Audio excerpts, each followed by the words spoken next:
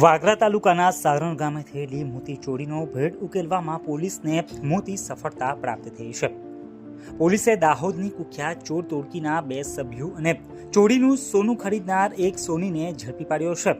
પોલીસે તેમની પાસેથી 15 લાખ ઉપરાંતની કિંમતનું 19 તોલા સોનું પણ જપ્ત કર્યું છે.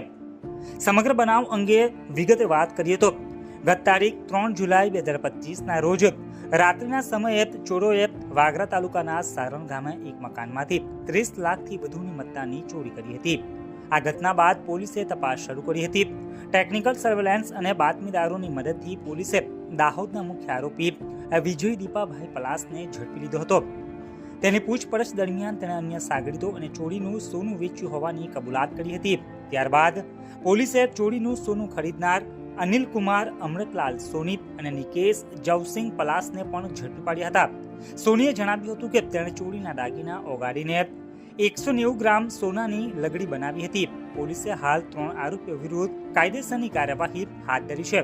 જ્યારે આ ગુનામાં સંડોવાયેલ અન્ય 2 આરોપીઓને પોલીસે વોન્ટેડ જાહેર કર્યા છે અને બંને આરોપીઓને ઝડપી પાડવા માટે તપાસનો ધમધમાટ શરૂ કર્યો છે.